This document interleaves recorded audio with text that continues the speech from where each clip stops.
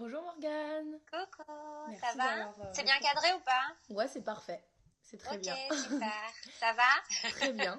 Merci d'avoir répondu à notre Safe Place Call. Est-ce que Bah, tu avec grand peux plaisir. te présenter et Ouais, présenter ton projet? ouais, bien sûr. Alors, je m'appelle Morgane Hortin, j'ai 27 ans et je suis la fondatrice du compte Instagram Amour Solitaire qui compile les plus beaux messages amoureux des Français. Est-ce que tu peux nous dire pourquoi tu as créé Amour Solitaire?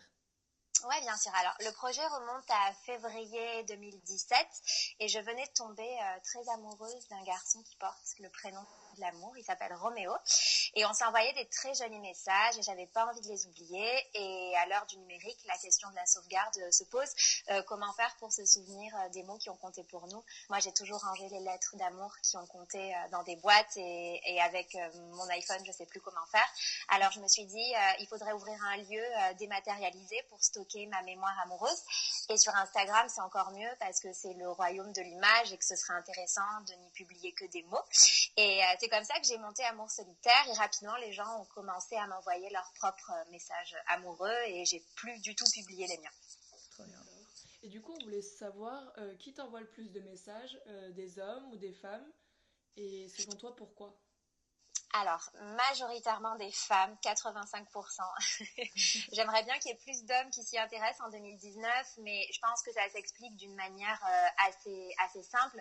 C'est que la société a essayé de nous mettre dans la tête que qu'être romantique et exprimer ses sentiments et tout simplement être sensible, c'était un attrait féminin, alors qu'en fait, ça l'est pas du tout, c'est universel, mais c'est juste que ça met du temps de détricoter ce que la société a essayé de nous inculquer pendant des siècles. Ok. D'accord. Et en tant que femme, justement, est-ce que le fait d'en être une t'a porté préjudice dans ta carrière?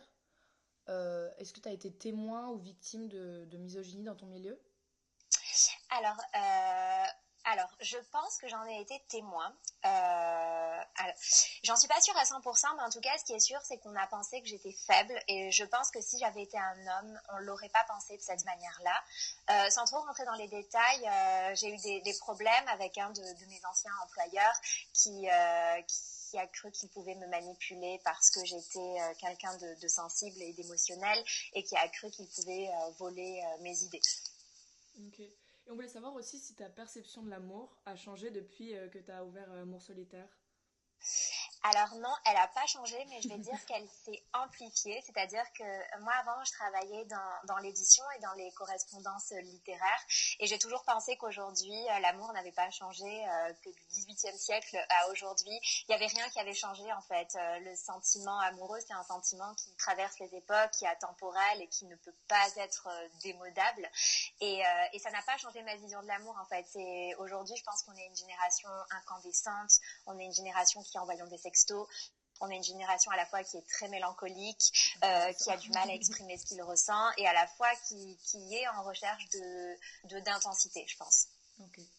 Et est-ce que depuis que tu as créé Amour Solitaire, tu as déjà reçu des messages d'harcèlement ou des messages d'échanges toxiques ou abusifs que tu n'as pas voulu poster justement sur Amour Solitaire? Alors, j'en ai pas trop reçu parce que les gens connaissent un peu le créneau d'Amour Solitaire et donc ils essaient déjà d'envoyer des choses qui pourraient correspondre à l'univers d'Amour Solitaire. Ouais. J'ai quand même reçu quelques messages échangés entre une personnalité toxique et quelqu'un qui essayait de s'en dépatouiller en fait. Et je pense que c'est les messages de rupture qui sont les plus douloureux Ouais. quand c'est face à ce genre de personnalité. Et moi, j'essaie vraiment de développer un discours de self-love sur Amour Solitaire pour justement encourager les gens à ne pas rester dans des relations toxiques, à savoir s'en débarrasser et à savoir quitter la personne quand elle ne nous fait pas du bien. C'est important et je pense que face à ça, ce qui compte, c'est de s'aimer soi-même. D'accord. D'accord. Eh bien, Merci merci beaucoup. beaucoup. Ouais, merci Merci Merci beaucoup à beaucoup. d'avoir vous. appelé Safe Place du coup, et à bientôt. À Bisous. bientôt. Salut. Gros Bisous. bisous. Ciao. Tu peux raccrocher. J'attendais.